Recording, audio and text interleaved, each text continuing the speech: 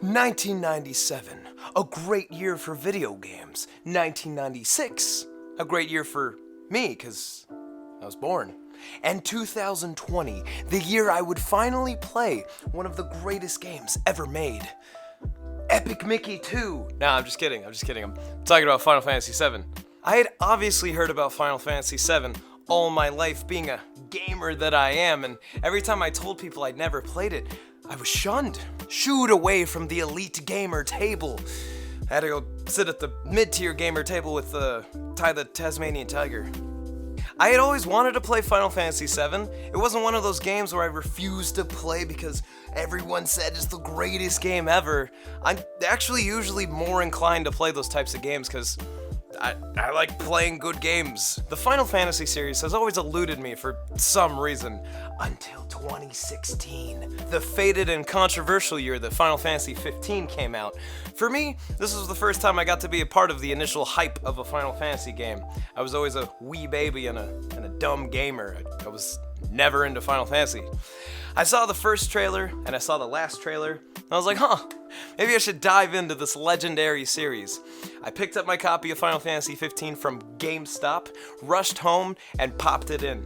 I had no idea what I was in for. Within the first few minutes of seeing my boys pushing that broken regalia down the street, bickering and arguing and just being bros, dude, I was sold. And then Stand By Me by Florence and the Machine, it whooshed. It just slowly built, and then it whooshed, and then it was like Final Fantasy, and I was like, oh, okay, Final Fantasy's cool. I got hooked on this game. I 100%ed it. I got the Platinum Trophy, and it's a big-ass game. That being said, people say that 15 is also one of the worst Final Fantasies. So, I was already sold, and I had played the worst in the series, or one of them. Not the worst. I like it. Jump forward to 2020, and a certain rumored remake was peeking over the horizon, with 22 years of anticipation behind it.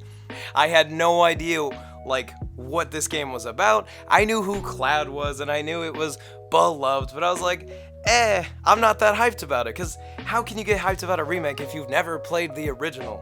I'll tell you how. I saw the first trailer, dude. The second he did that front flip or that back flip, whatever he did off the train, I was like, ooh, I'm kind of liking what I see, and I got the same feeling I got when I saw the trailer for 15. I was like, okay, I might want to know about this. And so instantly, I was like, you know what? I'm gonna play Final Fantasy VII Remake. It's gonna be sick. I'm gonna be a Final Fantasy VII boy. So, I had made the executive decision to play Final Fantasy VII Remake right when it came out. And then I had a quick conversation with my buddy, and he said, hey, you should play the original. I don't want to play a game from 1997, dude. Look at the new one, and then look at the old one. To a new gamer, I was not about the 1997 one. I was about the remake. But he convinced me, and so I was like, okay, executive decision about my executive decision. I'm gonna play Final Fantasy VII, the original version for the PS1. And goddamn, dude, what a good decision that was. Final Fantasy VII Classic. Okay. Where do I start? How about the opening? Dude, when that prologue music starts playing, which, by the way, oh my god, the prologue music. It's this gentle yet sweeping, adventuring track. And sorry. I'll talk about the music in a little bit. Okay, so after that, it cuts to, dude. Is that a single sword just stuck in the... It's just a black screen with a sword. Just nothing else. There's no music. There's just a sword. It's so dude, what does it mean? You click new game, and as I sat there waiting for the opening cutscene, I was stoked. I had no idea what I was in for, but within the first 60 seconds of this game, they start with the sweeping camera shot of this vast, star-studded space. Kind of like this one. And then after 60 seconds of space, dude, and then bam, right on their first character. And you're like, wait a minute, that's not Cloud. Who is that? Spoilers, it's Aerith. And then probably one of the most breathtaking scenes I've just ever seen in a video game. It like pans out from the alleyway with Aerith and like moves past people walking on the street, dodging cars. Like the cameraman in that shot could have died for this. And then it goes further, and it literally goes to the highest point in Midgar, and you see the Shinra building. Oh my god, this game is huge. This game is epic, dude. It's game developers, take note. That's how you start a game. So after one of the greatest video game openings I think I've ever seen, I'm definitely on board. I'm like, okay, I see you. And then right after that, you see a zooming train shoot by, and you're like, okay. And then the train pulls into the station, and you see our spiky-haired emo protagonist do a flip off the train and land with his sword, and you're ready, and you see Barrett, and you see Biggs and Wedge and Jesse, and they're beating these guards down, and you're just like instantly thrown into the action. Like, this game doesn't let you build into like, I wonder what this game's gonna be like. It's like, bam, it's gonna be huge, it's gonna be epic, it's gonna be violent, there's gonna be a lot of fighting. I think the thing that held my attention the most in this game is that the story and the characters are so strong, and like they don't get lost in itself. Like, I feel like a lot of games are like, ooh, we have a big complicated plot line and you can't figure it out.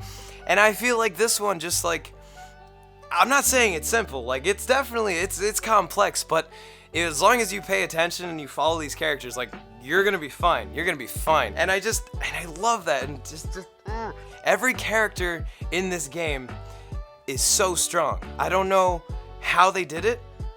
Like, even the little small characters, like, you care about everybody in this world. Like, there's so many situations that our characters get into in this game where you're just like, I don't know, like, it's not that I didn't expect this game to be, like, great, but, like, the emotions, dude, like, I was literally, like, I cried during this game. I was on the edge of my seat for, like, a lot of points in this game. Okay, this is also where I'm gonna deem this video the spoiler section. I know this game has been out for 1 billion years, but just in case nobody's played it like I had, stop watching now. Most of you've all played this. What am I doing? Okay, let's get into it. Dude, like that part where you think that Barrett killed all those people in the gold saucer because they told you it's a man for a gun with an arm, and like, so far we only know one man with a gun for an arm.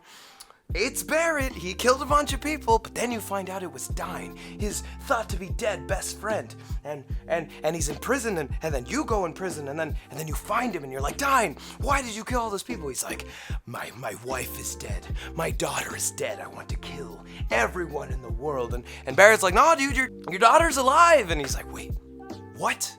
My daughter's alive? Come on, let's go see your daughter. And this man straight up goes, all right, I guess we gotta fight. And Barrett's like, no, please, nuh-uh. And he's like, yes, we have to fight, because I gotta take Marlene to see her mom, right? He's sitting there next to his dead wife's grave, and he wants to take his living daughter to go see her mom. Do you see where this is going? He's gonna kill his own daughter, dude. This man gonna kill his own daughter, and then himself. And then you have to fight and kill your best friend. And it's like, whew, okay, 1997, Square Enix, I see you.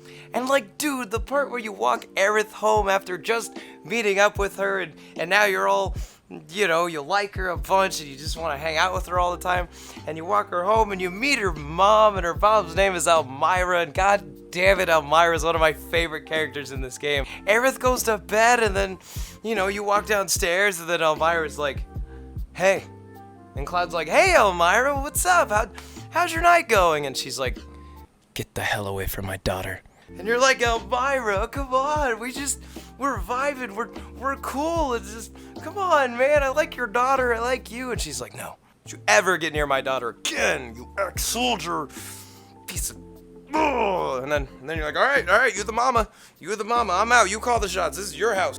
And bro, don't even get me started on the part about Zack, man. You find out that the entirety of Cloud's character and his story, it's not even him, it's his best friend Zack, and Zack's dead.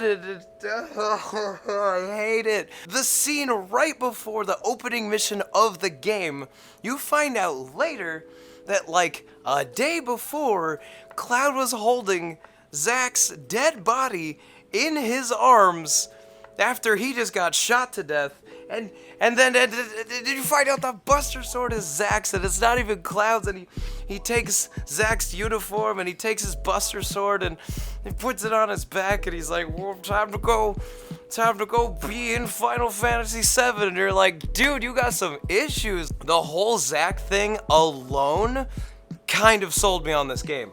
I'm not gonna lie, when I got to that Zack part, I was like, okay, because I was like, cool, Cloud's a cool mercenary guy, whatever.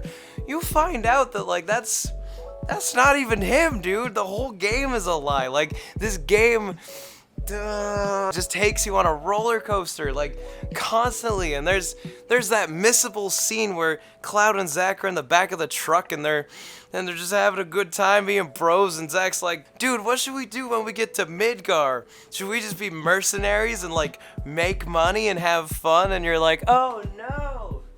The whole point and the whole reason that Cloud is a mercenary is he's living out his dead best friends. Yeah, dude, I don't know. It's just this game has such strong characters. I don't know how I felt that emotional about text-based, turn-based, 1997-ass Final Fantasy VII. But I did.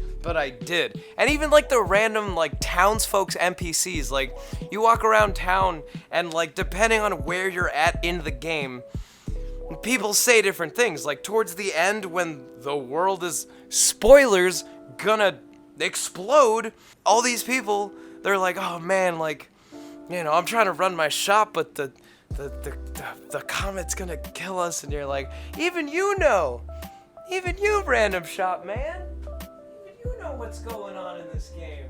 I don't know, man. I guess I'm just not used to games fully fleshing out every character. Every character got some sort of backstory. And right before the final boss, where you fight Sephi himself, Cloud goes, hey, I know we're about to go fight Sephiroth, but here's the thing. This is my fight. This is not your fight. So go home, think about your life, and then come back. And if you decide that you would rather spend your final day on Earth possibly with me fighting Sephiroth instead of with your families, then come back. Because you're a person. You're not just a character who will go along with anything. They're people. These are living, breathing sprites. They're just living, breathing polygon people in a Square Enix game from 1997. They're real people. And then they all come back and you're like, is the whole point of this game just friendship? Okay, we gotta talk about him. Sephiroth, baby. Oh my god, this dude is another type of villain. I knew about Sephiroth way before Final Fantasy VII. He's an iconic villain, but let's talk about why. Is it his long sword? No. Is it his cool wings? No. He's not a good villain because of like really what he does or who he is. He's not in the game all that much, but he's always there, you know? He's the main talked about point, and the whole time, he just messes with Cloud. Like, he's in Cloud's head the entire game. The whole driving motivation of the game is Sephiroth, and he doesn't even do that much, but when he does, oh my god, you really feel how threatening this dude is. Everything that he does affects Cloud, and everything Cloud does is because of Sephiroth. It's just nuts. He's such a good villain. He's like the main driving force of Final Fantasy. I don't know, man. Maybe it's because I streamed it on Twitch with you guys, and like, I voice acted every character, and there was something about like, giving every character that voice, like that script. Somebody wrote dialogue for all these characters. They deserve to not be just skipped through with the X button. Sid was Shaggy, that was fun. Aerith was Mickey Mouse. Twitch.tv/Mateo. Okay, I have one final section to talk about. It's called the goddamn soundtrack, dude. The music paired with the worlds, paired with the... I'm just saying it, without that soundtrack, this game would not be what it is. When you enter Cosmo Canyon and you hear the Cosmo Canyon theme, right here, I'm gonna play it. Tell me you are not just like, you're ready to sit by that campfire, you're ready to hear about this tribe and their stories and their legends. Every song in this game is a banger. I like Final Fantasy VII. I don't know what else to say. It's just one of those games that has the complete package. Everything is solid. Everything complements each other. The characters are driven by the locations. The locations are driven by the music. The music ties back into the characters. Every character has like a theme song. It's so good. I don't know what I expected. But when I saw a polygon-based game from 1997, I didn't think I'd like it. I didn't think I would get as absorbed into this world as I did. Coming from a guy who has no nostalgia attached to this game, I'm in love with it. It's one of my favorite games of all time. It's gotten me into the Final Fantasy series even more. It's a goddamn masterpiece. Anyways, thank you guys so much for watching. I hope you enjoyed listening to me gush about a 20-something-year-old game. If you want more of this content, let me know in the comment section. Like, throw a subscription, do something. I appreciate you guys. I'm gonna do a lot more videos like this, so stay tuned. If you want to see me play games live on Twitch, I stream Monday through Thursday. Yerba Mateo, here, there, anywhere. Anywhere. Alright, I'm gonna go. Thank you guys for watching. Thanks. Bye.